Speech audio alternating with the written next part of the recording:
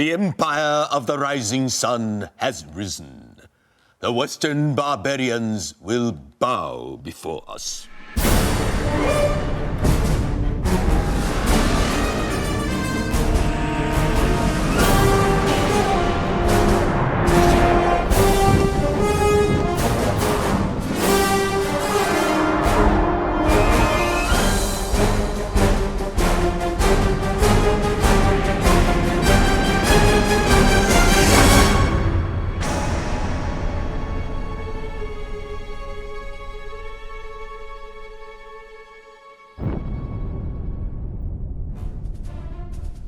Well, Reddit 3 is really a fantastic story. I think it's really fantastic when a game has all that gameplay, but there really is a dramatic story weaving through it, and we really have one. The writers really spent a lot of time developing this story.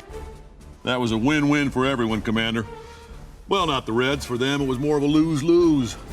It basically is a story where the Russian faction goes back in time, takes Einstein out, and that changes the history of the world, so that there are now 3 factions in the world: the Soviet faction, the Allied faction, and the Imperial faction.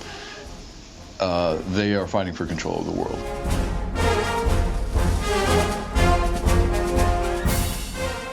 President Ackerman is very self-assured, smug, some might say, and about as extreme a hawk as you're likely to find. Bullpucky! You know those Russians can't be trusted. They hate everything we stand for. Freedom, liberty, the pursuit of happiness, apple pie. Did I say freedom? President Ackerman is not particularly open-minded about any kind of potential partnership with the commies, as he calls them.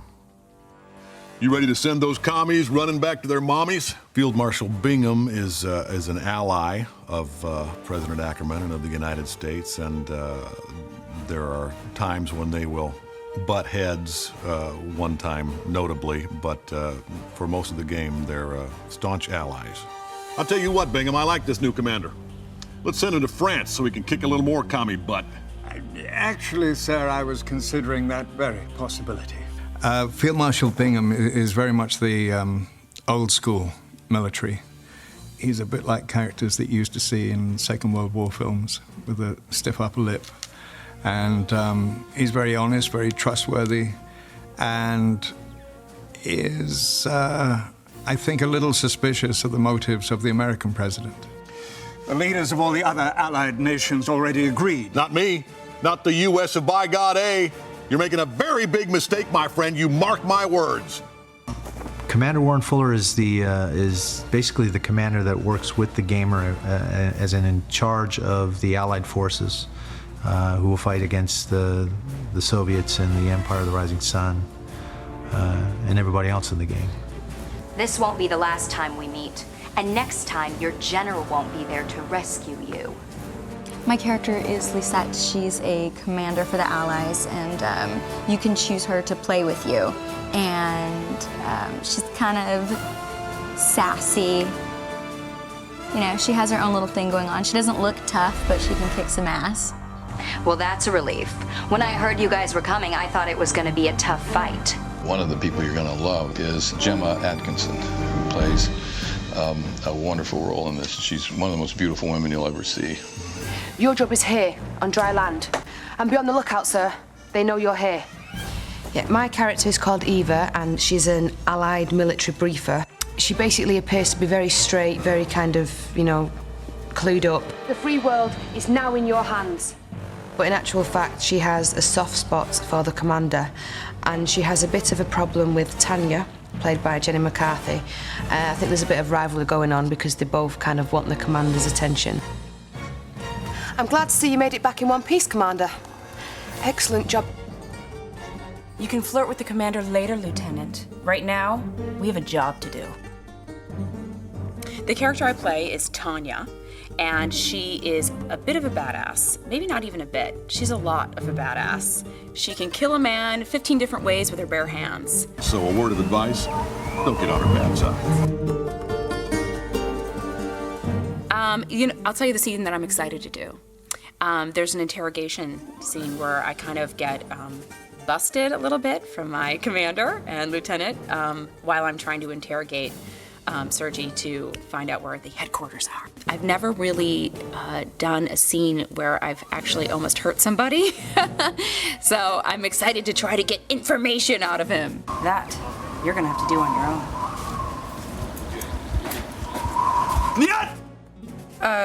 Jenny's my rival in Red Alert 3, and yes, I think I could probably take her in an MMA fight without a problem, and I'd probably just, put her to sleep with a nice chokehold or something, just to make sure it's not too painful, because she seems like a pretty sweet person. I hope you were satisfied with Natasha's contribution on the battlefield. She's one of our finest. Cherdenko, the character that I play, is a soldier, but he's also a politician, and he's a great maneuverer. And for several years, he's been working on a secret project, which is in fact a time machine. No, sir. 12 months ago, I was put in charge of a top secret project. And things get so bad that he coerces, really, General Krukov to taking a trip in the time machine to Brussels in 1927. This war should never have happened. We went back in time to save ourselves and everything changed. Peter Stormare is out of his mind. I mean, you could commit him tomorrow. He's very funny, and perfect casting for a mad scientist, actually, because his instincts are, I think you could say, insane. Commander, this is Dr. Gregor Zelensky, possibly the greatest scientific mind of our time. Oh, no, there was another, far greater. Well, he's working for the government, and he has a pretty good salary. I presume he's a loner, and he's devoted to his job, and he is determined to do good in this world, but working for the military, sometimes his inventions and his cleverness is being misused. Prepare these coordinates. No, please. Now! Sir, no! One of the rules of the space-time continuum, in which you travel in space, in time, is that you mustn't touch anything or anyone, because it turns to chrono dust. Not touch nothing. We mustn't do anything to disrupt space-time continuum. And I think he is a decent scientist who wants to do better and to create something better for this world. But as any scientist with talent, he is a little bit, loony as well. Working with Peter Stormare and Tim Curry has been wonderful. Oftentimes I find myself watching them and watching their characters come through. Whatever it is too late. Time is on our side. And of course, if you control time, you can control essentially what you do and how much power you have over it. And in one stroke, we've wiped out nuclear technology because it just won't exist. So we're going back to a very, very different world. And he thinks triumphantly to a new world order, but unfortunately, through the time-space continuum, there is a huge new enemy, which is the Empire of the Rising Sun. They're attacking! There are too many! We have to evacuate! Who is attacking? The Imperial war machine has been unleashed. Do not struggle against what is inevitable.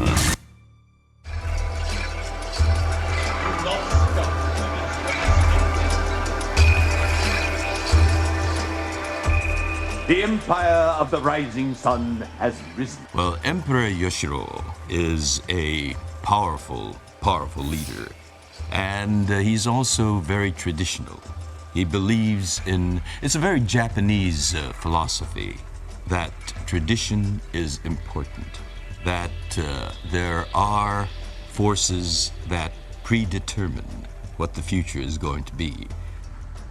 I will not resist my son, not after seeing our crushing of the Soviets. But father, we have intelligence from my spy, deep within Allied command. They are planning an attack at our base. The conflict is with a generation that doesn't necessarily subscribe to that view of life, that philosophy.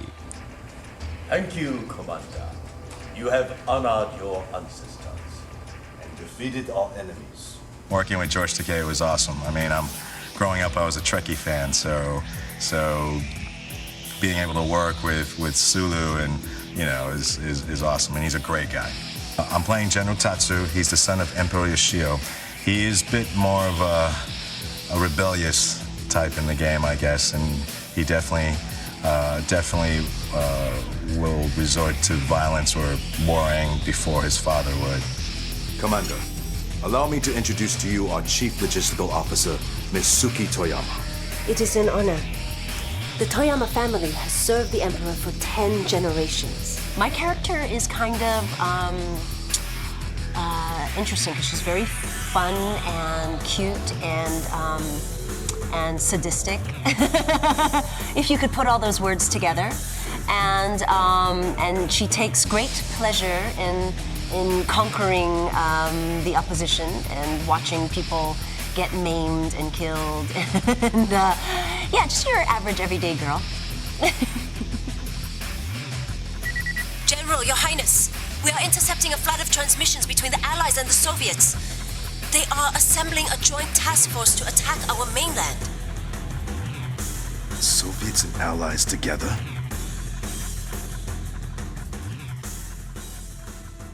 Red Alert 3 is about the most colorful game this team's done. From Battle for Middle-earth to Command & Conquer 3 and now this one, we've definitely gotten brighter and more saturated and more colorful this time. The process for our cinematics involves a lot of different people on the team. It's not just the cinematics guys who are, directing and shooting and editing and providing the audio and all of that, but it really starts from design and design coming up with the locations and the settings and what's the story that needs to take place in those cinematics. And then from there it goes to art, and we start creating costumes for those characters and sets for them to tell their story in. And all that has to happen before it gets into the hands of the cinematics guys who really put it down on tape or on a hard drive, as the case may be. So it started out where do some quick sketches and made cardboard models. And on there, you're able to show the stages. We knew we would have probably 2 stages. So all the sets, and in this case we had 11 sets. Now on Command & Conquer 3, we had 3 large sets and probably 6 small little entities that we were shooting with green screen. And this was amazing. When you put the cardboard models out, you colorize certain parts of the model, you're really able to see the game ahead of time.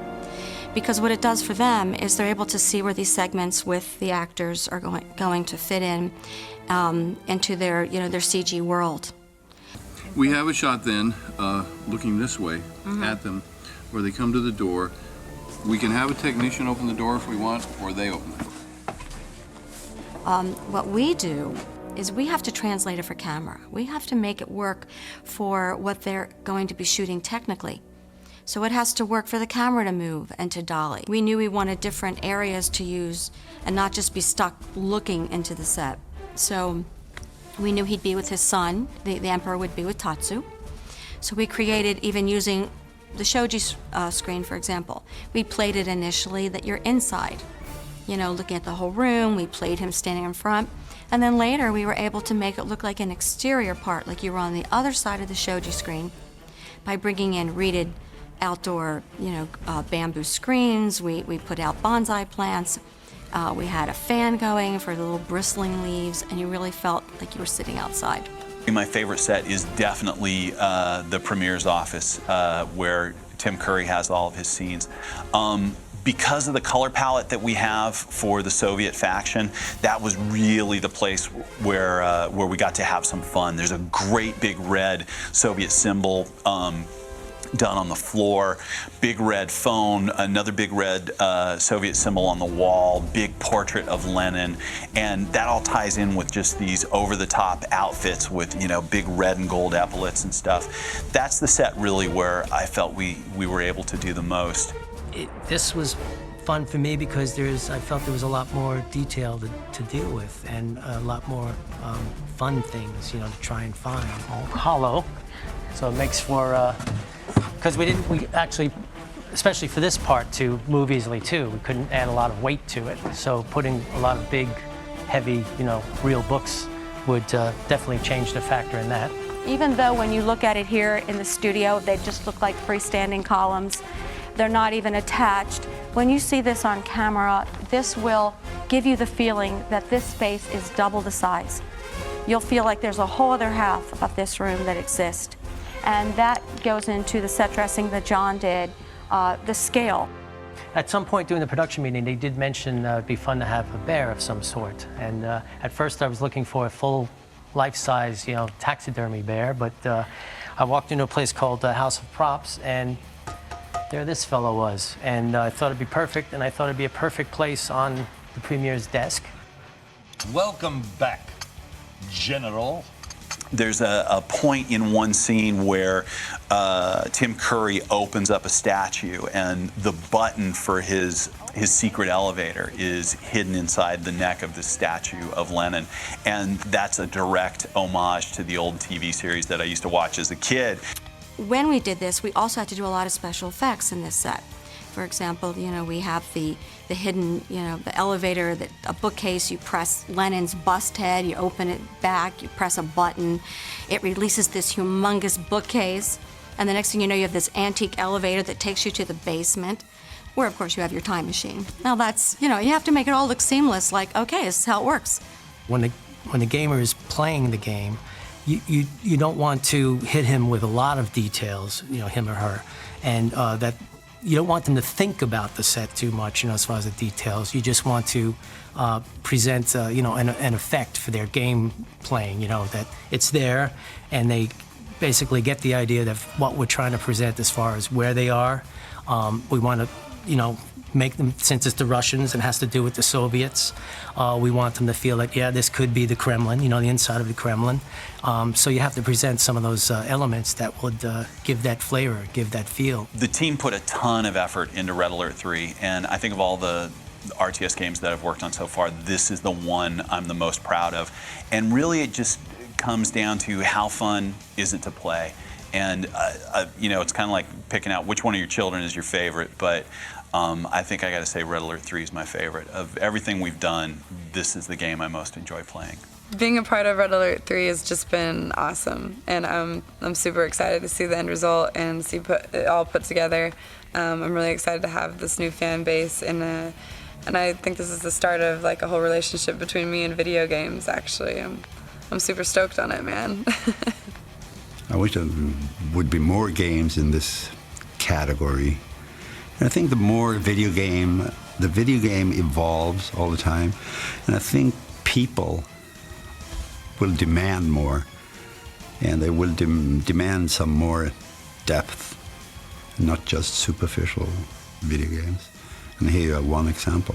I'm happy to be part of it. And there's over an hour's worth of cinematics in this game, so it's like a feature interwoven with a game. We took a lot of pride in really writing a great story and making it interesting and casting it with really good people. The whole set and the costumes and, you know, the direction we've been given, it is really fantastic, and I think it's going to be, you know, an amazing final product.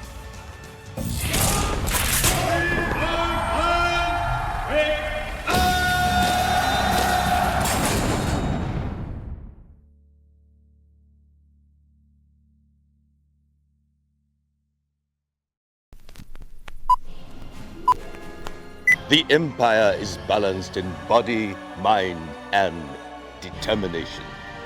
When we strike, you will fall, just like this fool. Who is this fool? Where is this fool? Hi, I'm Jenny McCarthy on set of Command & Conquer Red Alert 3. You're watching... You're watching... what? Battlecast Primetime. Well, that doesn't roll off my tongue. Hi, I'm George Takei, and you're watching Battlecast. Battlecast. Good luck singing no to. None of you have the guts to do what needs to be done, so I'm going to wipe out those. Are you happy as you can be? 'Cause I am like a buzzing bee.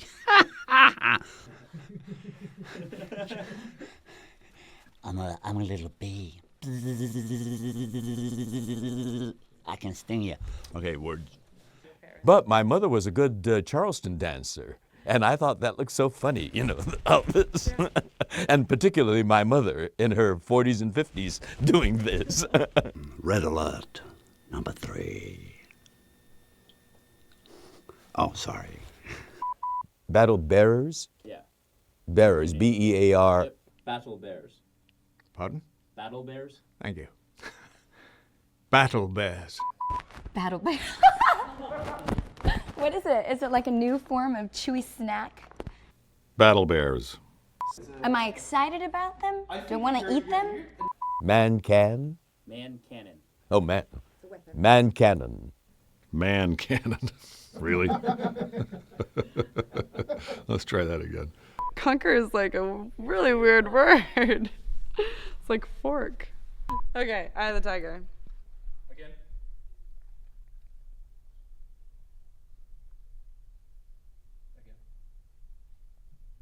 Oh, I'm saying it? Oh, I'm saying I thought I was giving the Eye of the Tiger. And you were, and I got that. Do you guys get the Eye of the Tiger? I was like envisioning tigers. No, absolutely. On Red Alert, Conquer and Command something?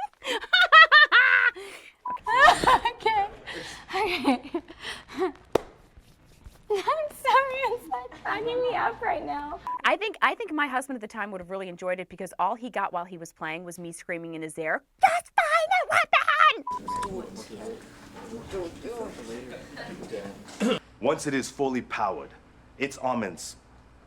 All right, here we go. Factor one. Blah. All right. Perfect. Thank you, Jenny. Oh, yes. Fantastic. In Mother Russia. Okay, I'm a Russian. Get rid of the second Soviet in the script. Yeah, she can. There you go. Those boys need to learn how to fight more like me. This is Randy Couture on the set of Command & Conquer 3. This is Randy Couture on the set of Red Alert. This is Randy Couture on... Let's see how many different ways we can say that. We're arm wrestling? What do you say here? On the mark, get set, go.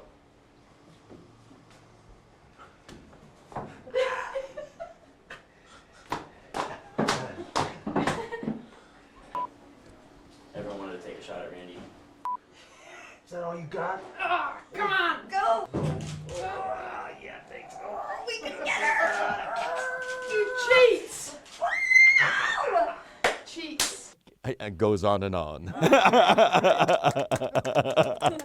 You started me. You didn't know where the stop button was. The last thing we need to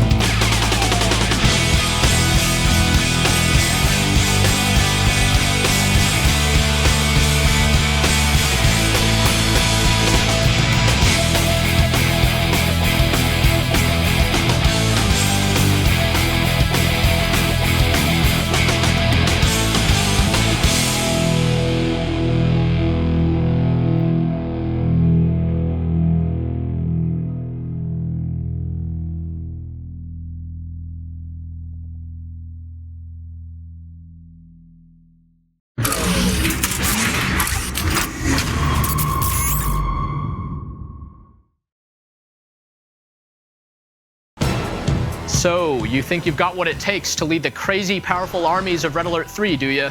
If you want to start racking up those wins like nobody's business, you've come to the right place. Coming up, I'll show you some uber strategies for the Soviets, the Allies, and the Empire of the Rising Sun. Plus, I've got the lowdown on Red Alert 3's deadly commandos. You don't want to get on these girls' bad side. And I'll introduce you to the game's campaign experience as well, with a complete Soviet mission walkthrough. No worries, no spoilers.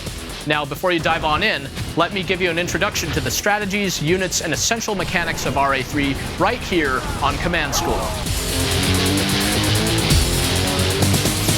You're watching the premiere edition of Command School. I'm Greg Kasavin.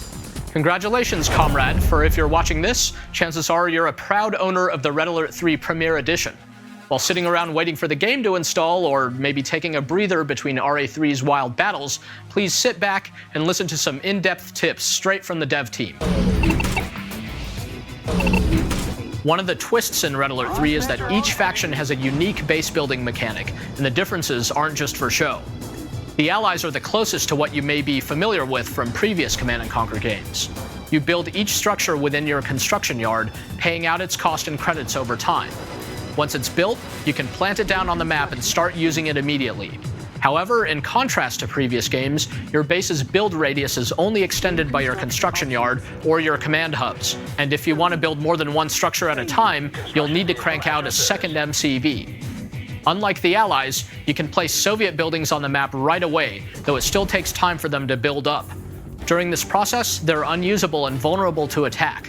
On the other hand, Soviet build radius is extended anytime you build a new structure, and the Soviets have access to a unique structure in the Crusher Crane, which lets you build multiple structures at the same time, repair vehicles, or scrap them for credits. Last but not least, the Empire of the Rising Sun has a very different way of constructing its bases by using special amphibious units called nanocores. These are basically portable structures used to construct all of your buildings wherever you want. Cores are expensive, defenseless, and vulnerable even while they build up. But on the other hand, the Empire isn't limited by a build radius at all. They can spread out quickly and expand faster than the other two factions.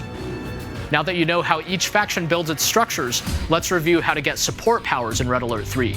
Don't you worry about having to spend precious credits to research new support powers when you could just as soon be spending that cash on additional units.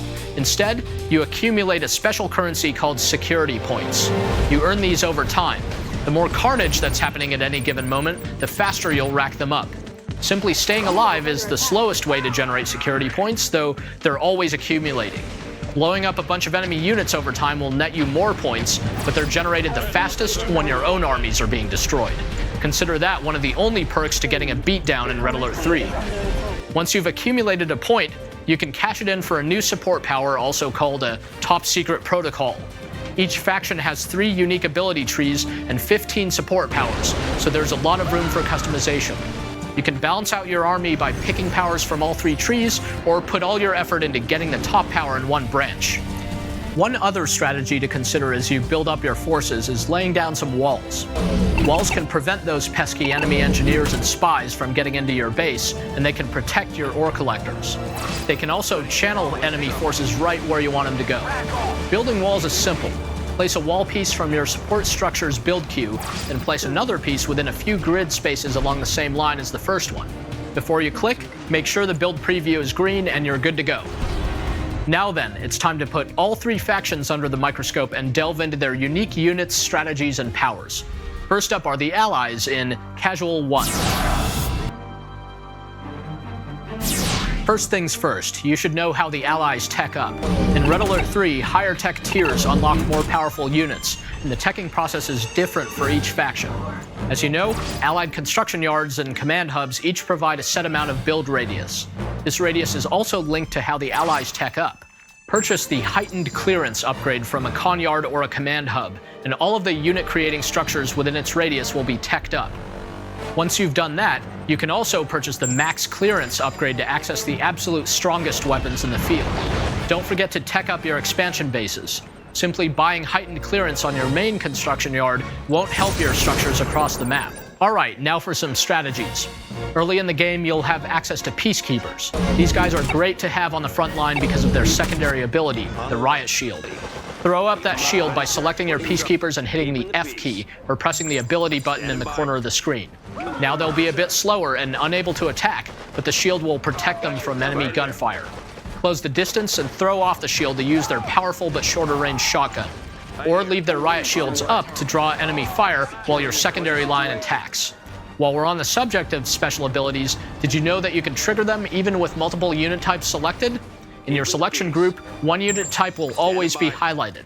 Pressing the F key will trigger just that unit type's ability, and you can also press the Tab key to change the highlighted unit type within your selection. This makes managing multiple units' abilities much easier. An incredibly versatile early game vehicle for the Allies is the multi-gunner IFV, also known as the Infantry Fighting Vehicle.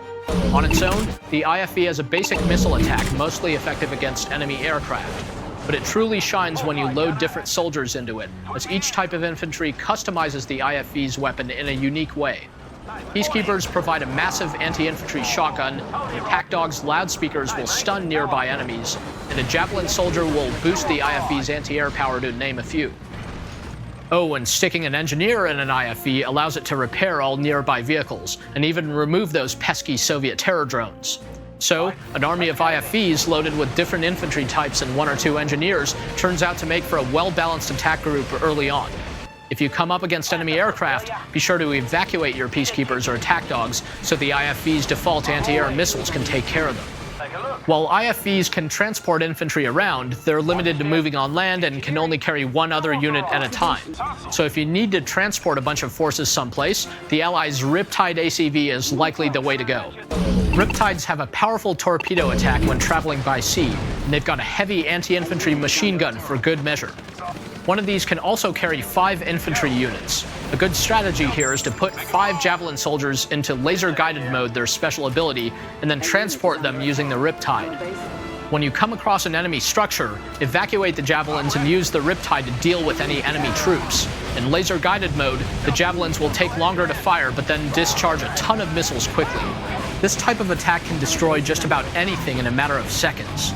Or if you aren't feeling like taking care of the enemy by land, maybe an air strategy is right for you. The first aircraft you can build as the Allies is the Vindicator, a tactical bomber. The Allies can get to these bombers faster than any other faction, so use this to your advantage. Build a few Vindicators and snipe the enemy's armored forces or ore collectors early on, before he can crank up his anti-air. Once you get heightened clearance, you can then build the Cryocopter. This unit has no weapons per se, but it's a huge asset for your army. Its primary attack, the Cryo Beam, will freeze enemy units or structures. The more Cryocopters focus in on a target, the faster it'll freeze. Then, any single shot fired on a frozen unit or structure will cause it to shatter. Not even the likes of the Soviet Apocalypse tank is safe from such a combat. There are also some cryo-related support powers that can freeze everything in a radius. The most advanced of these, Cryogeddon, has a significant range and lasts a while, so if the enemy is clustering all his ground forces together, he'd better watch out. The Cryocopter also has a slick special ability in the Shrink Ray.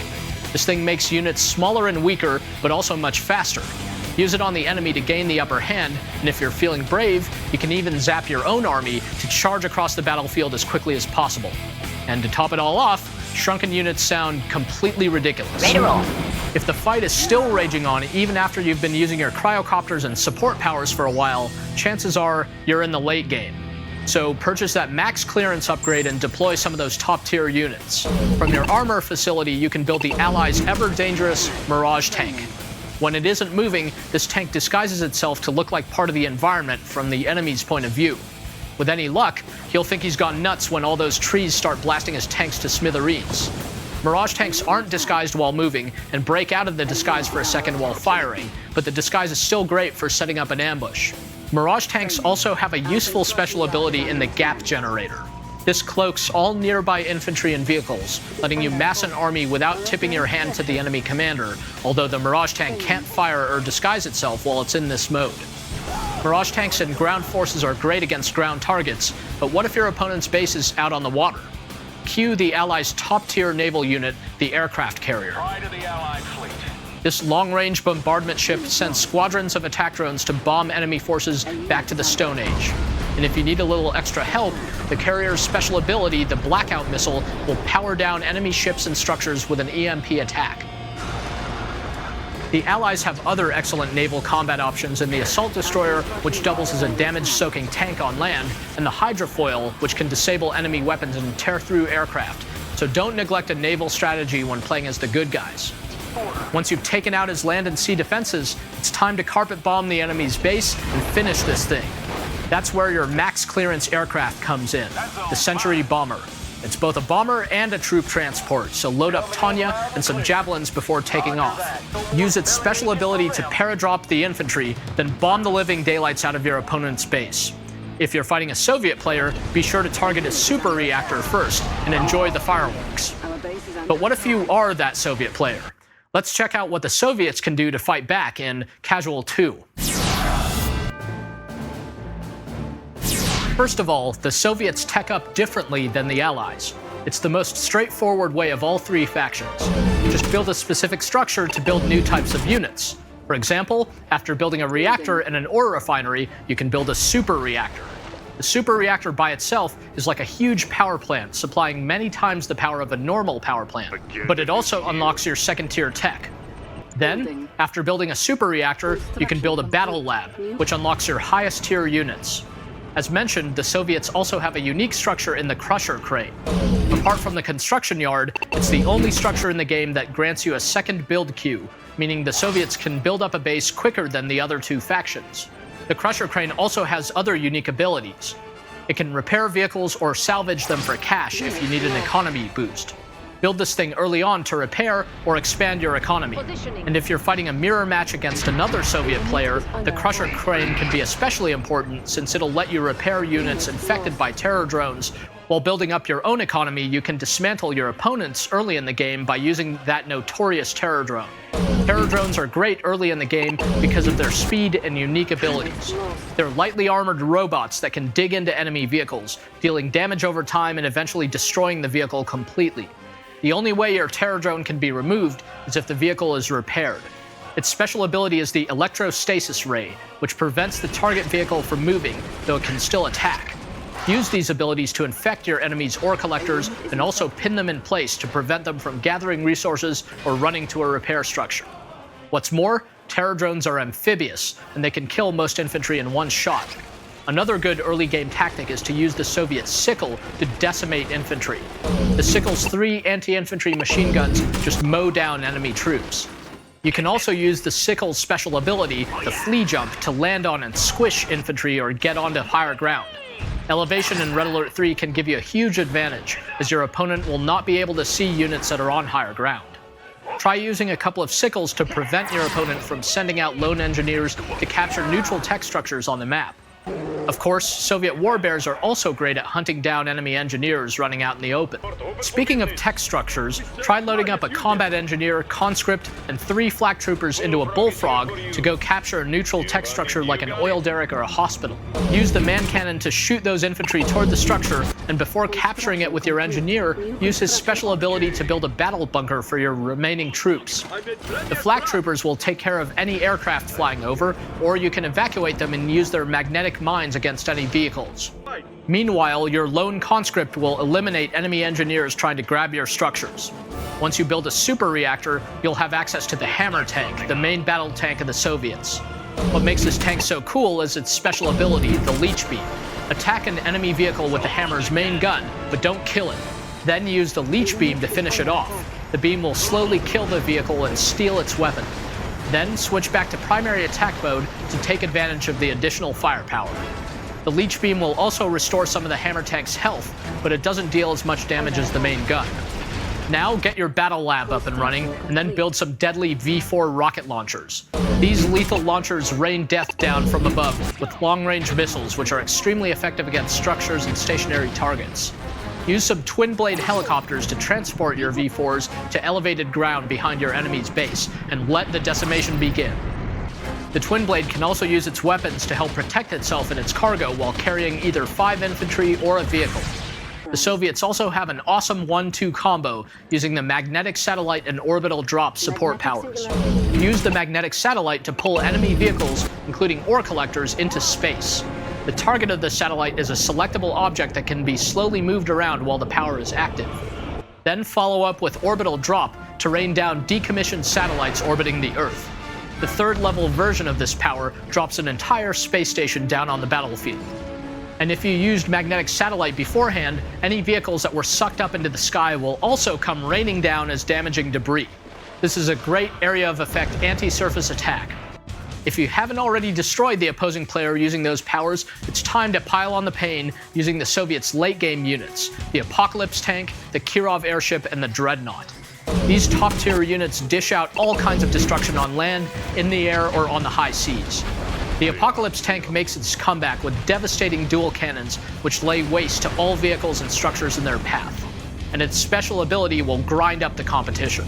The magnetic harpoon uses a tractor beam to pull vehicles into its grinders, crushing them down into bite-sized bits. Meanwhile, the Kirov airship is the single deadliest aircraft in Red Alert 3. This heavily armored, slow-moving Zeppelin will do tremendous damage to ground units and structures as long as it can get close enough. Use its secondary ability to fire up the gastro burners and move across the map at top speeds, at the expense of some health. Finally, if you're going a naval route, the Soviets have the massive Dreadnought. Its 3 missile launchers can reduce any structure to rubble in no time.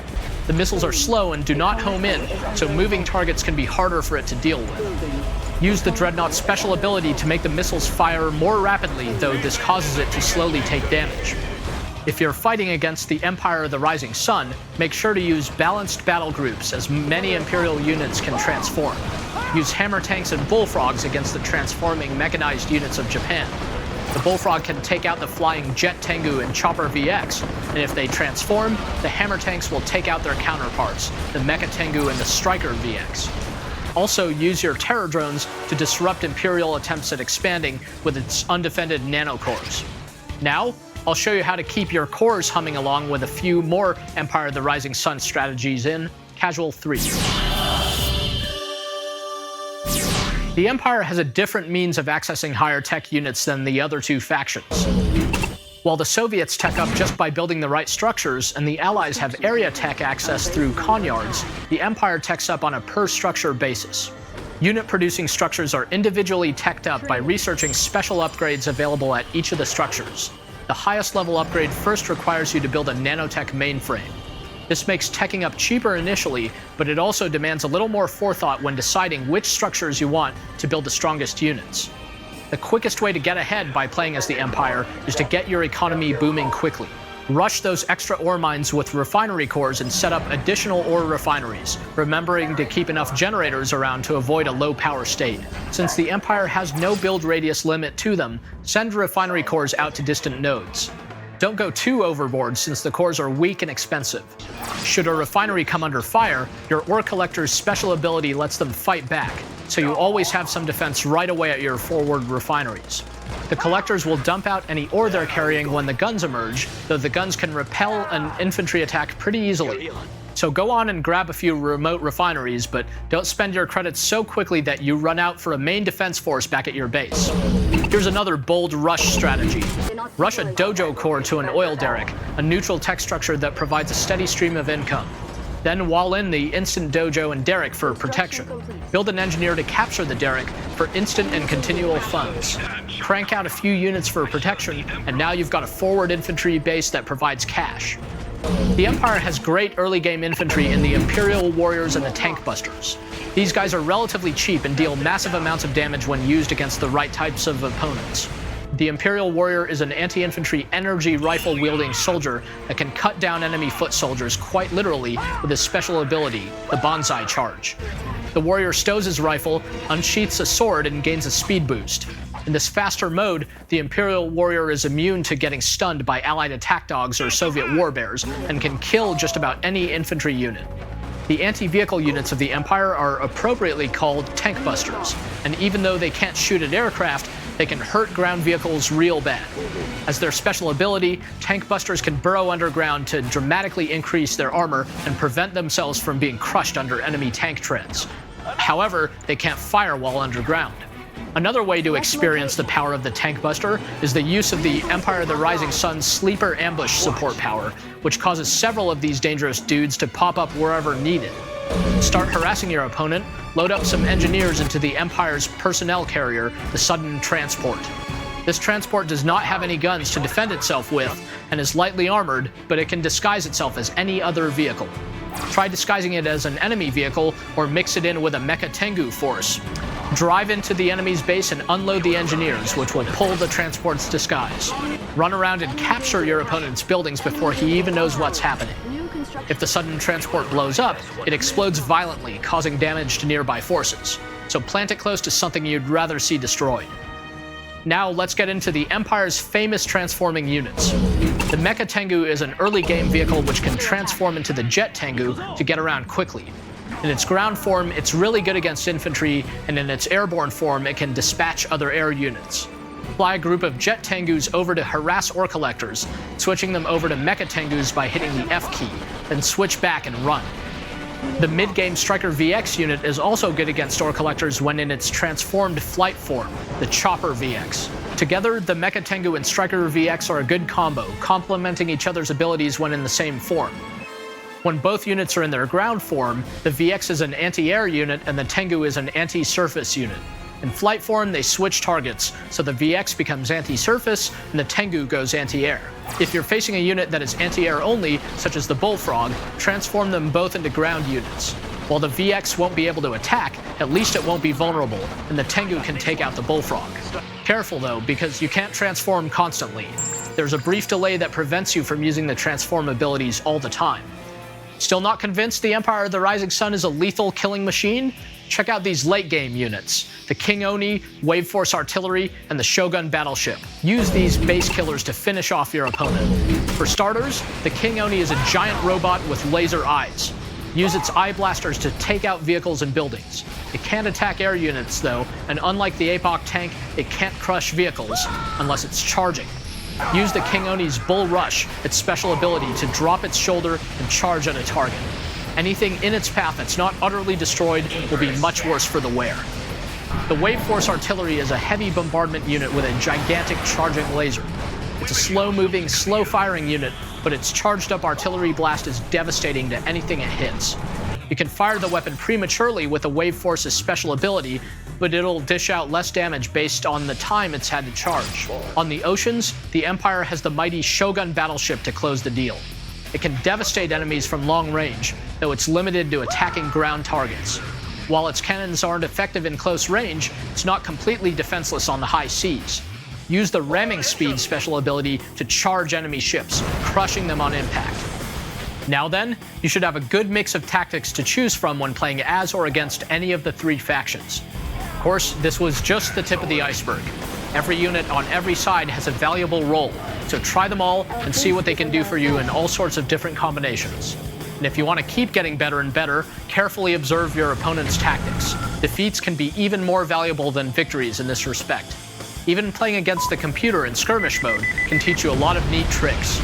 Normally we'd be wrapping up Command School right about now, but not this time. No, for how could we finish talking about Red Alert 3 without taking a look at the killer commandos in the game? Don't go anywhere. It's time to break down the hard-hitting ladies of Red Alert 3 in Commando Mission.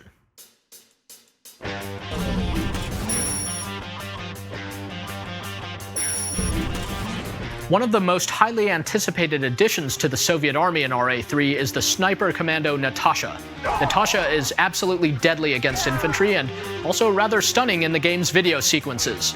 She's played by MMA fighter Gina Conviction Carano, also known as Crush on American Gladiators. In-game, you can fire Natasha's sniper rifle into a line of troops and the shot will go straight through, killing everybody in a straight line. Against vehicles and structures, she can call in an airstrike. The airstrike takes a few seconds to fly in, so plan accordingly. As for her special ability, Natasha can target an enemy vehicle and take out its driver, leaving it empty. Move one of your infantry into the unmanned vehicle to claim it for the motherland. For the Allies, Special Agent Tanya Adams makes a bold comeback here. She's not exactly the same gal longtime Red Alert fans will remember, but you'll find she's every bit as big of a deal this time around. She wields twin pistols which can be used to eliminate any infantry that so much as look at her wrong. As for vehicles, Tanya runs up to them and sticks some explosive charges on them, blowing them to bits. And like any good commando, Tanya can also wipe out structures as soon as she gets to them. Be wary of anti-infantry air units, though, as she has no way to counter enemy aircraft. Also, anything with a decent range, such as base defenses, can be deadly to Tanya since she's a close-ranged fighter. Luckily, if you're caught unaware by a pack of twin blades, you can use her special ability, the Time Belt, to get out of harm's way. Tanya will instantly snap back in time several seconds ago to her previous position and her previous health level. Finally, let's have a look at the psionic, or some would say psychotic, commando of the Empire, Yuriko Omega. She may look all cute and innocent at first glance, but don't let that fool you.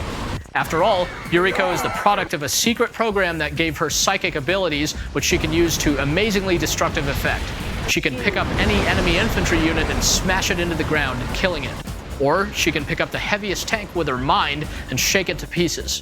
It's just as easy for her to kill a Mirage tank as it is for her to kill a Peacekeeper. However, this makes her vulnerable to groups of units, which can swarm her. To counter a massed force, use her Psychokinetic Burst special ability to fling all enemy units next to her away, while killing most enemy infantry outright. Yuriko is also extremely effective against structures and can tear them apart with her psychic powers.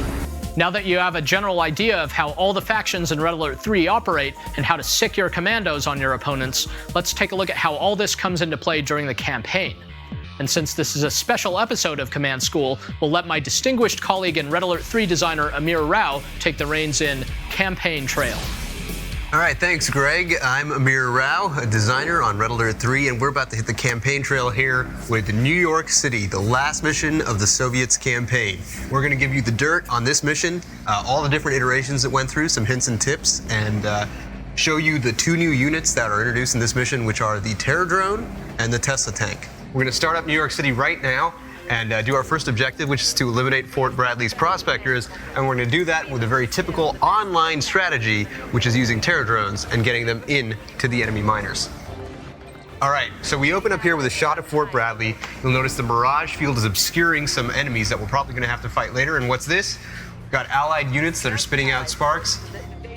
That's because they're infested with our best friends here, the terror drone. First thing I'm going to do is put them in a control group, and the best way to do this mission at the beginning is to do it fast, and I'll tell you why later.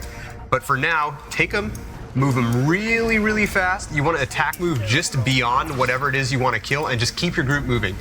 All right, this is the first real challenge here, which is that you've got this Riptide right here, which can take your units apart. So you can switch one of your terror drones into their secondary mode, lock them down, and just at around that time, your co-commander's units will show up, and you can take out both the Riptide and the enemy harvesters. You'll notice that there are some dogs here. They pose no harm at all to your terror drones. You can just rip them apart. There actually used to be something like 14 dogs guarding Fort Bradley, but the producers thought it was so cruel that we had to sort of reel back on the amount of dogs that you were just endlessly slaughtering. All right, once that last miner is dead, you get Ackerman yelling at you at some stuff, and thus begins the invasion and a moment that a lot of our fans have been waiting for, which is finally getting their hands on the Tesla tank. All right, the Tesla tank is reserved for people who are of high ranks, and at this point in the campaign, after all you've gone through in the Soviet campaign, you are definitely worthy. So what I'm going to do is actually create 3 control groups here, one for my Tesla tanks, one for my my twin blades, and one for my Kirovs. So the faster you actually did the first part, the better off you are in this part, because they'll have less money in this section. You'll notice that Fort Bradley starts putting up defenses in preparation for your coming, and also that they have Mirage tanks that they're using with Mirage fields to hide what's actually there. We're going to move the Kirovs, and I'm going to just waypoint mode them across all the barracks. Then I'm going to move up my Hinds to get them into a tactical position. So I keep calling them Hinds because over the course of development, unit names change. They were originally called the Hind. They started becoming the Twin Blade because of their new look with the double rotors, and a lot of that unit naming stuff was a result of our story producer, Michael Pedriana, our lead designer, Jason Torres, and of course Greg Kasabin, who did most and led up a lot of the unit character stuff we did. The key thing here is you really need to take out anti-air fast, and that's where the Twin Blade comes in. Meanwhile, the Kirovs are going to just take out all the production facility and basically bring them down quickly. Your co-commander will take out any sort of outlying defenses. And once that Mirage tank goes down, you're going to sort of be privy to the whole set of things that they've created over here in Fort Bradley. As always, focus fire on the anti-air, because once the anti-air is gone, your Kirovs and your twin blades are basically going to be unstoppable. So if you ever have any problems at this part, you can always reverse move your tanks outside of Fort Bradley, use your air to pick off the targets tactically. Especially on hard difficulty, there's a lot more anti-air here. Any unit you see that's in their laser lock mode, any of those Javelin troopers, you have to take them down as soon as you can because they will waste a Kirov. So while my units are making quick work of Fort Bradley, it's probably worth noting some of the things we've done that are kind of in homage to Red Alert 2. So Red Alert 2 had its own New York City mission. It was the first mission of the Allied campaign where you started with Tanya. Fort Bradley was actually a structure in that mission that you helped take back online. So this doesn't have the exact geo of Fort Bradley, but we try to do things that were in the same spirit. When we look at the map this way, we're actually looking at Manhattan. This is southern Manhattan. You've got some elements of Battery Park. This is supposed to be Central Park up here, and in sort of the comic book blown out proportions of an RTS map, it kind of makes sense that this would be downtown. We've got our Wall Street wrong because this is the New York Stock Exchange. It should actually probably be somewhere over here, but this is where we had to put it because that's how it worked for gameplay. The other thing that's really cool about this New York City mission that came together was Nick Levere's audio direction. He basically he created this track for New York City. He contracted it with and worked on it with his composers. That was just so out of left field, but felt so perfect. It has like turntables and saxophones and this jazz vibe, which is something you wouldn't expect, but given sort of where you are in the story and what you're doing, which is just sort of terrorizing the Allies, it made complete sense. All right, we've destroyed Fort Bradley, hurrah! And now we're gonna get our moment, which is like a true homage to Red Alert 2, and kind of fits in with this idea that time travel has unintended consequences, and in this case, exactly what happened in Red Alert 2's beginning is happening right here. You got Tanya, the 4 dreadnoughts. She's destroying them all just as she was at the beginning of the Allied campaign. Here's our version of the Statue of Liberty, and instead of GIs hunkered down, we've got peacekeepers who put on their shield mode during that cutscene. And what we're trying to do here is tie the games together and just do something that's out of respect for a game that we all loved. So you're going to get your base now, and this is where, like I said with the first part, New York City is all about speed, about doing things as fast as you can and as efficiently as you can, just as you would in a multiplayer game. Okay, the first thing you want to do, because the Allies are going to come charging at you, is get your forces off of Manhattan. The best way to do that is to move your Kirovs over, take your Hinds, move them to the edge, and make them pick up your Tesla tanks. At the same time, you want to get ready for any air units you're going to face, and you will face a lot of Apollo fighters. So we put down the flak tower right at the edge here, which gives us a pretty good protection for the naval yard we'll place down next. Part of doing any last mission is to try and give a sense of desperation to the enemy side, to make it seem like they're throwing everything they have at you. And the way we do this a lot of times is through very early attack waves, whereas in previous missions we give you some time to build up, and New York City is no exception. You're going to start seeing enemy forces pretty quickly. It's going to be a paradrop, and that's where transporting our Tesla tanks is going to come in very handy. So the nice thing about the Allies is they always announce their attacks because they're a little bit more noble, especially in this mission. So you'll pretty much always know what to look for. A common mistake people made is try and defend your base with Kirovs. That always ends poorly because they do area of effect damage. So now, as each of the guys drops, our Tesla tanks make quick work of each of them, and they're all just completely annihilated. Now that we're sort of set up on our part of the island, we've got our unit producing structures out. It's time to tech up, which as the Soviets means super reactor. So the thing with a super reactor is normally you want to keep it as far away from your base as possible because the thing, when it goes nova, will absolutely destroy you. But I like to keep it well defended with a single sentry gun. That'll sort of stop any of the incoming paradrops, which you can see there's another one here too.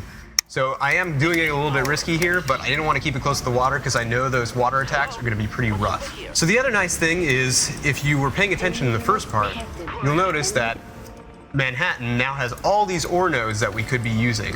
And also they have this New York Stock Exchange, which is a bonus objective to capture, but they've got it guarded by cryocopters, they've got spy IFVs, they've got normal IFVs, they've got tanks, so they've got all the anti-air and anti-ground that are going to make your life hard. Our goal is all these vacant ore mines over here, and then hopefully we can even build a production structure over here that's going to help us take the Stock Exchange, which, if you'll notice, the Stock Exchange gives money very rarely, but it's 100 credits every time. I really want the New York Stock Exchange, and I really don't feel like moving a whole bunch of units over here right now, so we're going to go up the orbital dump tree, take orbital dump, drop it right on top of all these tanks, and basically completely annihilate a lot of them, which just leaves the air, which are pretty easy to take out, as we mentioned before, if we build some of our own MiGs. Remember, we've got that crane, so we always have that second build queue. And what do we need our second build queue now for? For a barracks. Because we want to capture the New York Stock Exchange to get that $100 every couple seconds that it's giving. Our expansion operation is blooming. It's time to get some flak troopers out to take care of those cryocopters and a single combat engineer. Oh, looks like they did a drop right next to my expansion base. So this is bad news as far as news goes. But I'm going to go ahead and continue with my original intent here, which was to take out everything around the stock exchange, get my engineer in, and that's going to give me and my co-commander a cash boost. I've lost my expansion at Fort Bradley, which isn't actually a devastating blow because the stock exchange is going to bring in a lot of money for me. As far as my naval force that I'm trying to assemble, I'm going to start with my anti-air. Then I'm going to go with my anti-ship stuff, which is the coolest sub. This is kind of an interesting Soviet mission because every sort of juicy thing the Soviets have comes out of the war factory, but because you're separated from your objective targets, you're going to have to rely on the Soviet air and the Soviet Navy. So if the Tesla tanks go down, you're never going to get them back. So always sort of keep these close and keep them safe to crack this really tough nut, which has got assault destroyers, hydrofoils, dolphins, all the finest things in the Allied Navy. You're going to see aircraft carriers later. All these defenses. You're going to need something really devastating, and in that case, it's the Soviet dreadnought. The thing about these last missions is they always try and spread your attention thin between doing a bonus objective that will help you get money, between expansion so that you can support multiple queues, between bonus objectives that seem really fun, like killing Tanya, and between the primary objective, destroying the Statue of Liberty. All right, we're teched up. It's time for dreadnoughts. We move our bullfrogs up so that everything's always covered. We've got twin blades there just in case they ever bring anything else, and we've got our Kirovs. The best way to use dreadnoughts is to waypoint attack, holding down the Alt key on all the things you want to kill. If anything comes out at you, get those subs up and start attacking them. You can't afford for the dreadnoughts to sort of not be attacking those high priority base defense structures. And if anything like the Apollo fighter starts giving you hell, that's where the bullfrogs come into play. Harder difficulties and harder missions are all about doing multiple things at once. So I'm waypointing, attacking my dreadnoughts. I'm shooting forward with my subs. Whenever their ultra torpedoes are ready, I just blind fire them towards the enemy, knowing that they're going to hit something like this construction yard, this assault destroyer, or this defense. Or occasionally they'll send out these little raid parties of the dog. And so the dog might seem like one of those frivolous things, like why would you send a dog? And that's why.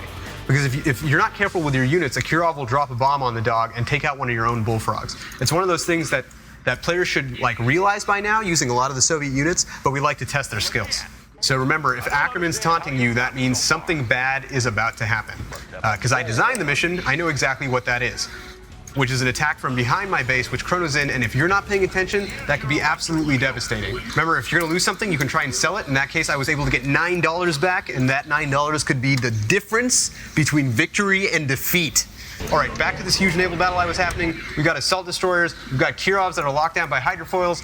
My own guys are on their cooldown for their ultra torpedoes. He's sending PT boats. He's got a ton of crap at the shoreline. So that is where we move in the Kirov. And ladies and gentlemen, orbital downpour. I'm going to use it right here. So here it looks like my Kirov isn't going to survive. So I'm going to try and get it as close to the naval yard as I can. When it blows up, hopefully it'll do some damage, and you can see between the orbital downpour and the Kirov, hopefully I'll take out a bunch of stuff that was there, and I actually managed to take out quite a bit of stuff. Never float PowerPoints, so I get my mass production and my magnetic satellite. The magnetic satellite is going to come into use almost immediately, as I'll use it to suck up any of these aircraft carriers that I can. Those Athena cannons at the shore will really tear your subs up, so try and stay at max range from them, and never, ever, ever, ever stop building. All right. Most of their production structures are down, and once you own the seas in this mission, you're pretty close to victory. So once our forces are built, our targets are the defenses. You really want to make sure you take out all the IF defenses that are there, and then the production structures that are inside, so they really can't keep rebuilding their stuff. They've got a really strong economy because of the ore nodes behind there, but it's also pretty well protected by so many defenses that it's usually not worth it to go straight for their economy in this particular mission. So cutting their power is always a good idea, and in fact, It's going to be one of the first things I do as part of my siege. I'm going to need to fire a power into here, and that means I'm going to need line of sight. That's where getting just any air unit can help. I know my co-commander has air units, so I'm going to tell him to take position near the power plants. This will reveal some line of sight for me as he moves a hind in, which is perfect for me to use an orbital downpour all over their power plants. Basically what we're doing here now is we're about to have just a big dreadnought festival or carnival, if you will, of destruction.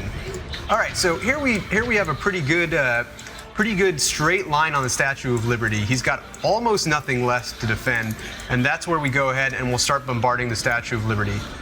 We want to get our Tesla tanks in on the action too because they're pretty devastating. So we'll go ahead and create a twin blade or two to transport them. So we've got our Tesla tank on the island, which is going to be fun indeed. Because if anything ever comes after me, I should be pretty prepared. We're bombarding the Statue of Liberty in true Soviet style, which is to use dreadnoughts from far away, and we're moving a Tesla tank up, which is also going to help us make quick work. And on top of that, we're going to buy some top secret protocols. In this particular case, the Desolator airstrike. We'll pull down the Desolator airstrike. We'll rain orbital refuse down. We'll make sure our poor dreadnought doesn't get killed by a Soul Chieftain tank. And look, we've got an irradiated, bombarded Statue of Liberty in sort of classic and true Soviet style. We're going to end up taking this thing down in a way that the Allies most definitely had coming. Like I said, this is New York City. It's sort of a riff on the original RA2 mission, except for told from the other side, which is the Soviet side. Remember a couple things that will keep you alive in all these late game missions.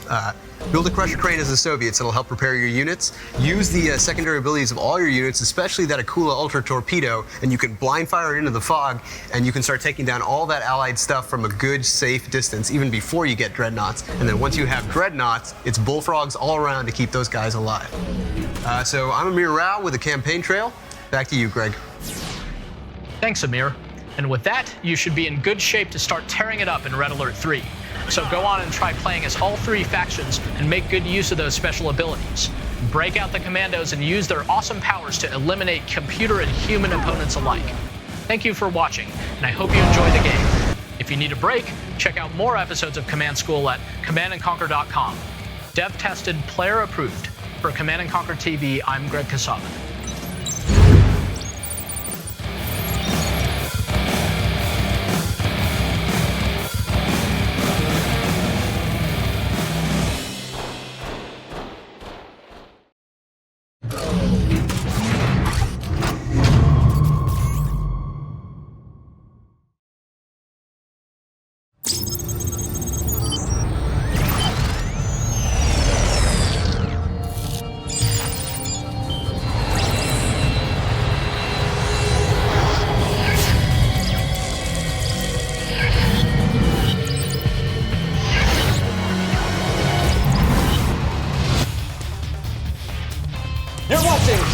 Prime Premiere Edition.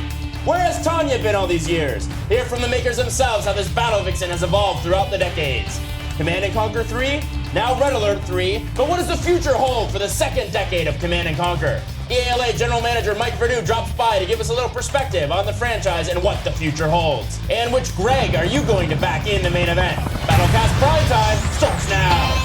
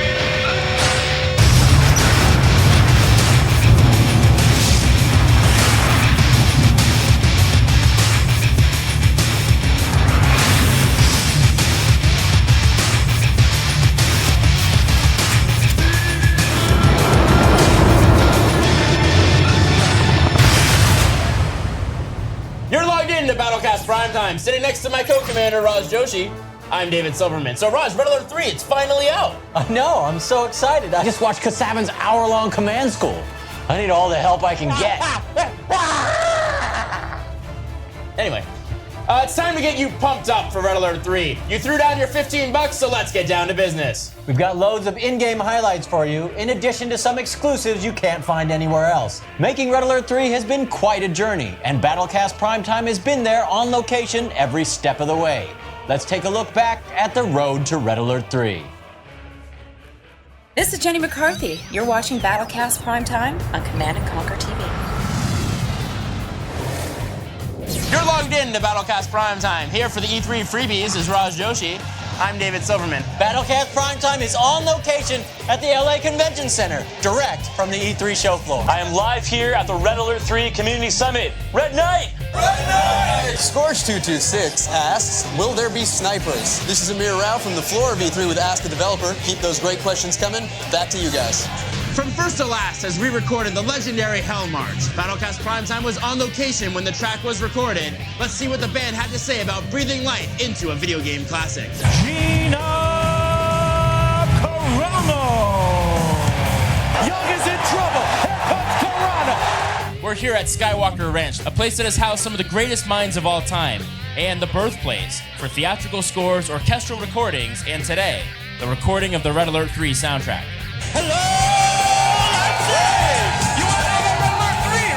That's right, there's lots of great things announced for the first time here in Leipzig. The world has not heard before about Red Alert 3, and amongst those, of course, is cooperative gameplay for RTS. First time for real-time strategy. Here to fill us in on a little bit more about co-op is executive producer Chris Corey. Woo! CNC games have always been known for having this rich single-player experience with cinematics and a deep story. Red Alert 3 is no different. We've got that too, but now you can go online with one of your buddies and experience that in real time with him or her. I just love actually having one of my friends to play the campaign together, and it works really well. The other big announcement you guys made this week at Leipzig was the talent. What can you tell us about that? It's so great to finally be able to talk about this great collection of actors and actresses that we've brought in for Red Alert 3. By the way, we have quite a collection of beautiful women in there as well. For Raj Joshi, I'm David Silverman, and we'll see you on the battlefield. Let's turn now to Mike Verdu, who is no stranger to video games or Command & Conquer. Some of you might remember Mike from his stint as executive producer on such hits as Battle for Middle-earth 2 and the 2007 Academy of Interactive Arts and Sciences Best Strategy Game of the Year, Command & Conquer 3 Tiberium Wars. So Mike, are you ready to face the firing squad? Absolutely, bring it on. So the last time we spoke, you were actually the executive producer for the Command & Conquer franchise. Now you've been promoted, elevated to this godlike status to being the head of all of the EA Los Angeles game studios. Congratulations on that. Well, thank you. And are you still involved in the development process at all? So when I was EP of the CNC games, I was deeply involved with the creative process, spending virtually all of my time with the team, deep in the details of making the game. Now it's a little different, but the good news is that we got over 100 people who absolutely love CNC. They're taking the franchise to a wonderful place. The work on Red Alert 3 is spectacular. And so I think of myself now sort of more like the godfather of CNC than actually deeply involved in the creative process. Command & Conquer has come a long way, and this is only the beginning of the second decade. What else is in store for Command & Conquer? The story of Command & Conquer just beginning. I mean, you can think of the three universes that we have with Red Alert, Tiberium, and the General's universe. Future is a very bright one. There's lots of cool stuff to do yet. So I'm obligated by the fans here. So I saw Command & Conquer 3, Tiberium Wars. I saw Red Alert 3, Generals 2. I'm a big fan of Generals. I worked on that project. That's where I came into to RTS, where I came into EA. Don't be surprised to see another installment of Generals at some point in the future, but certainly nothing to talk about just yet. It's a pretty big tease. You know, Red Alert 3, and even since the very first Command & Conquer game back in 1995, they introduced this concept of multiplayer gameplay. That concept of multiplayer gaming has continued all throughout the franchise. Red Alert 3, they're adding in the notion of cooperative gameplay. You know, do you see multiplayer kind of taking on new shape and form in the future of the franchise? There's no question that online is transforming not just real-time strategy games, but gaming as a whole. And I'm proud that Command & Conquer pioneered on the online multiplayer. You think back to the original CNC and the fact that that really is what got multiplayer RTS gaming going. It's a way to get our players not just involved with the game, but involved socially, and it wouldn't surprise me to see the number of players increasing and the ways that people interact getting much richer and much deeper. So I think there's a lot of cool stuff to come. Now, people who purchase the Premiere Edition of Red Alert 3, they have this piece of paper in their hands that says beta key to a future Command & Conquer game. Silver bullet question, Mike Verdu, what's the game? So I am absolutely not going to say anything about it other than it's a really cool game, and online figures quite prominently in it. All right, well, how about tell us when will the beta code likely be active? You can look for something in early 2009. All right, Mike Verdu, thank you so much.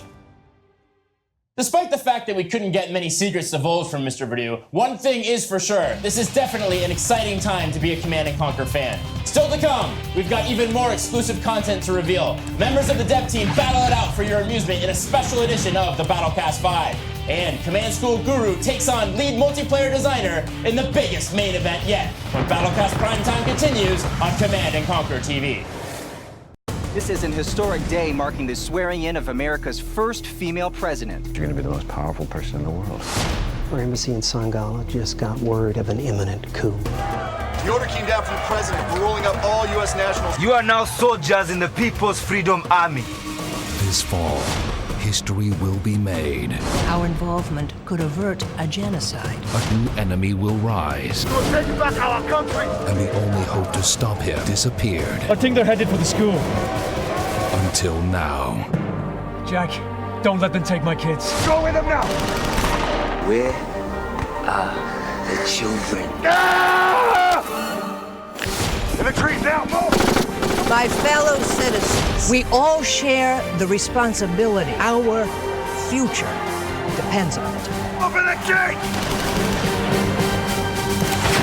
Kiefer Sutherland returns in 24.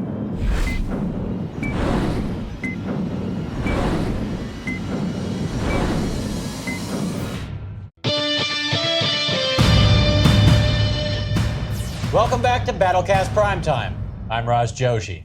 Well, Raj, we can't give the fans a proper Red Alert bonus episode without a little bit of Tanya. She's the pride and joy of the Allied forces and a fan favorite all the way back from Red Alert 1. Check out this Battlecast Primetime exclusive look into the making of Tanya in Birth of a Unit.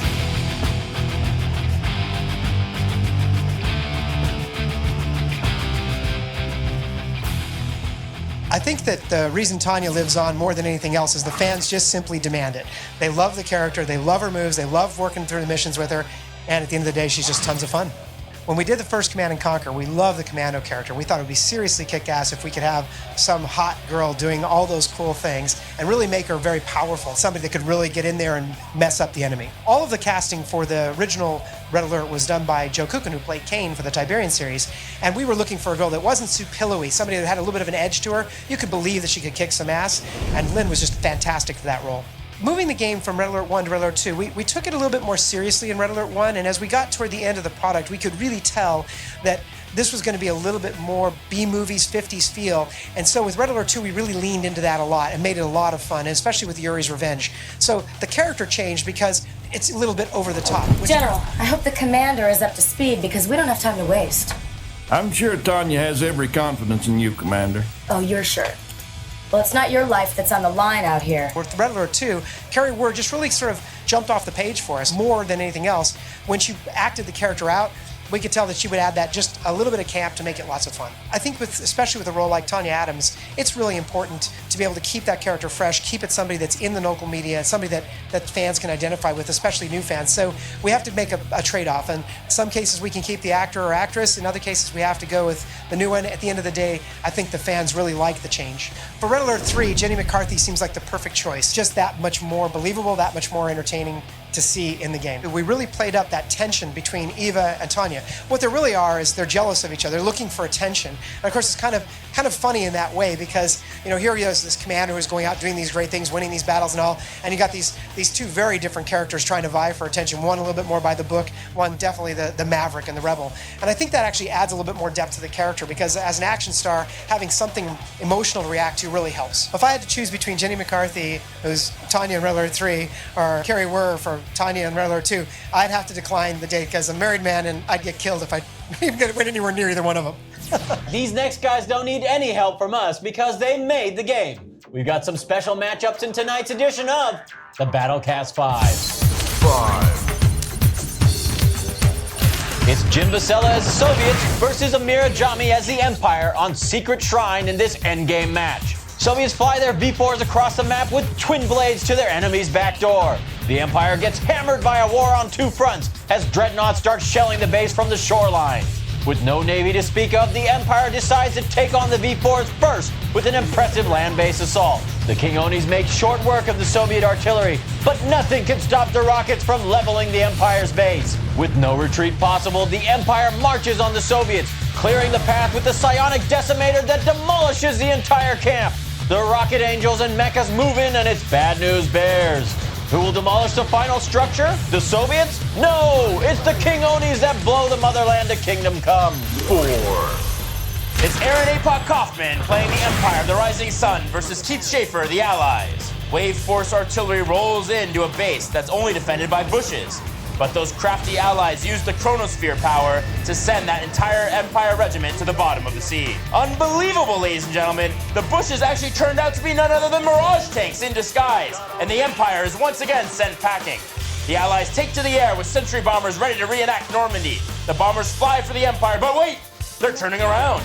Those crafty allies were just clearing the fog of war to make way for the Proton Collider. Ooh, that's gotta hurt. With the Empire's entire defense eliminated, it's pretty easy to guess who takes home the gold on this one. Victory for Keith Schaefer and the Allies. 3. It's David Silverman as the Soviets versus Sam Bass as the Allies. David learns the hard way why you don't just spam your most impressive unit.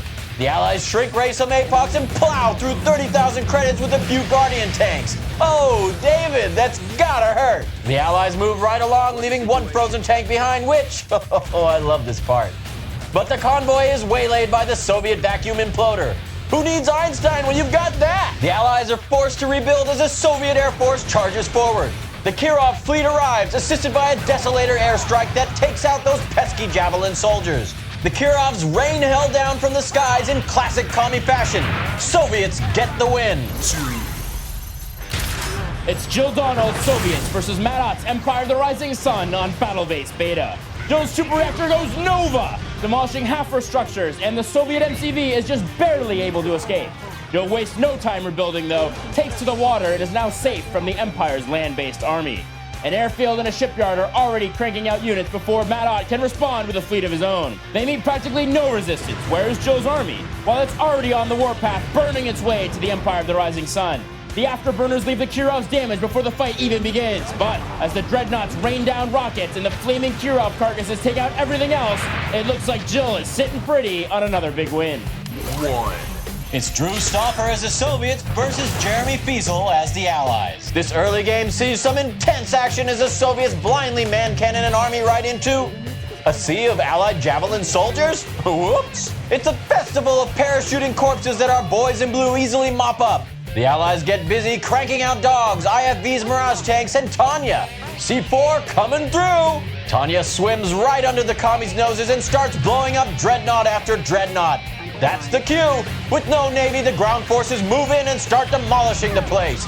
Tanya makes a suicide run, taking out the super reactor and half the base. But with no ground troops left, it's up to the Allied aircraft carrier to finish the job. Bullfrogs nail the drones. Can't they catch them all? No! Just enough make it through to destroy the Red Menace for good in honor of Tanya's brilliant sacrifice. Woo! She's one feisty vixen. Can't wait to see Jenny McCarthy as this badass. Still to come, the Battle of the Gregs unfolds. Will it be Kasavin, the man who's been teaching you how to play CNC for a year now? Or the one who designed multiplayer and puts the B in balance, Greg Black? Black's biggest battle begins when we return on Command & Conquer TV.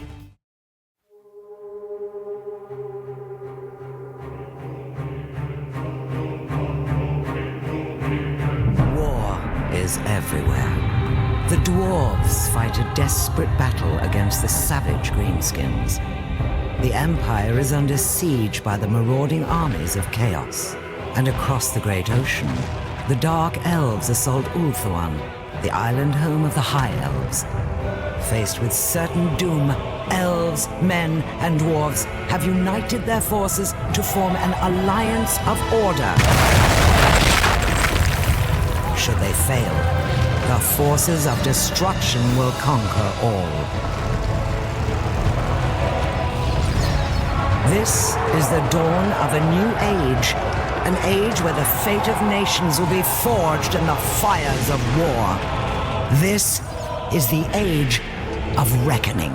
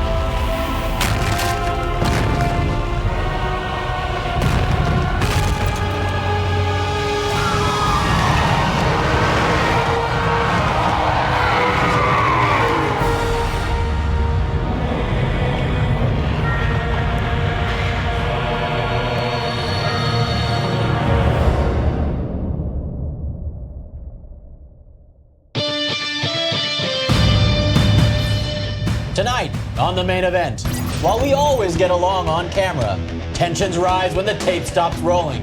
Greg Black puts down his telestrator pen and harmonica to battle producer turned command school teacher, Greg Kasavin. This is the main event.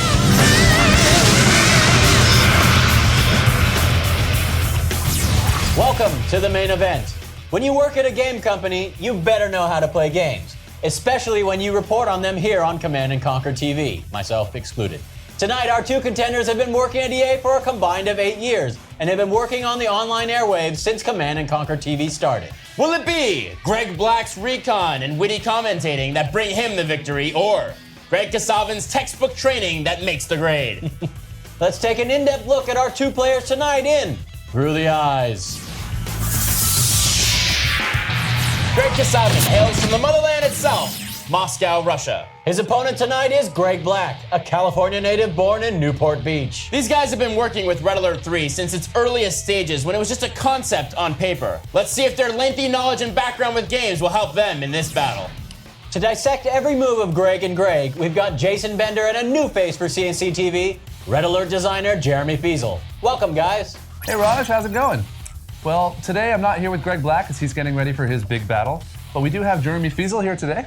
And it's great to be here commentating on the match of the century, and they're playing on my map, so obviously it's going to be an amazing battle. Both of our players are familiar with the maps of Red Alert 3, obviously, but our fans are not. So it's time to bring you up to speed. So we now turn to Jeremy in the new Battleground Reconnaissance, Fiesel style.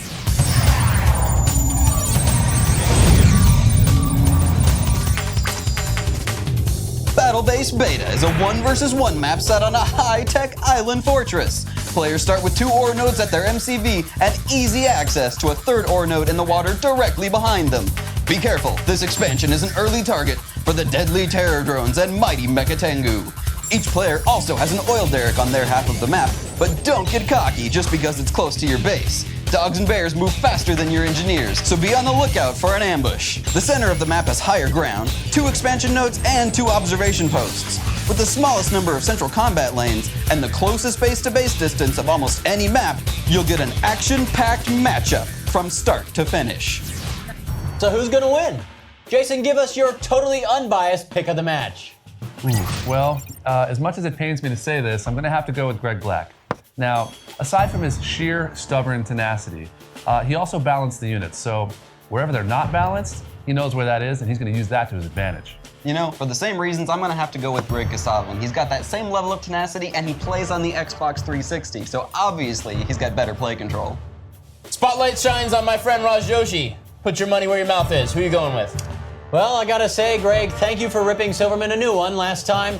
Gonna go with the guy who's always got my back, Greg Black. All right, well, Kasavin's been training me since day one. He was able to train me to kill you. Not like that really took too much effort. So I'm going with Greg Kasavin. Let's find out if it'll be the prof or the designer. Let the games begin. Tonight's matchup is between Greg Black and Command School host Greg Kasavin. So today we have Platinum Black playing as Soviets versus Greg Kasavin playing as Allies. So what do you think, Jeremy? Does Greg Kasavin stand a snowball's chance of surviving this battle? Well, as you can see, Greg Kasavin showing some really amazing harvesting micro there, that really hardcore ore mining. Well, you know, you're fighting Platinum Black. It's going to be a long day, or it's going to be a very short fight. Either way, Black, you know, he knows all there is to know about these units. He invented a lot of their powers. He also knows how to send them into base defenses to die pretty quickly, as we can see with this sickle. Oh, but he uses the jump to get out of the way just in time and save his sickle and continue to do some scouting. Black is already in Kasavin's base, making it difficult for him. Considering Black is on offense, he's not doing so bad teching up. He's got a bunch of ground units mixed. A couple of terror drones being created there. Now, terror drones are awesome during just about any point in the game, especially when your opponent is creating tanks. If he doesn't know about them, a couple of terror drones can take down a good number of tanks before being taken out themselves. And here we can see Greg Kasavin using the amazing strategy of freeze that terror drone while you get your ass kicked by a bullfrog. Back in the base, same thing again, more of it. Unfortunately, his cryocopters were taken down by those bullfrogs, and a small force of IFV and Guardian tanks is just no match for that massive hammer. Kasavin has started producing infantry units. A single javelin can take out, if microed well, an impressive number of tanks. There we see Platinum Black retreating, but not microing well enough. One of his units took the low road, got just far enough to die halfway home. Kasavin's base is still standing, and he has expanded a little bit out into the water, so it's not as bad as all that. He's got more resources than Greg does, but he lost that important war factory, which is going to take him a while to build back up. We got another battle here. It looks like another major attack from Greg Black coming on in. And here we have Greg Black making yet another valiant effort to attack that multi-gunner turret with anti-air units. No. So he's not attacking the turret, he's just driving by it. So he knows it's there, and yet he still insists on driving right past it. Kasavin is also tech to tier 3 and has gone up and created a Tanya. Now, Tanya does not do very well against those sickles, or specifically anti-infantry, but she can take out tanks in one hit in the same way that she can take out buildings. Oh, but she's still alive. She somehow managed to make it out through the miraculous use of her Time Belt secondary ability. There you have it. And so what does the Time Belt allow you to do? She can regain her health and regain her previous position. And kick Black's butt again. Exactly. Or, at least in this case, run back into those sickles to get shot up. Now, unfortunately for Greg Black, Greg Kasavin has packed up his MCV and he's moving off south into the water. So is this a desperation tactic?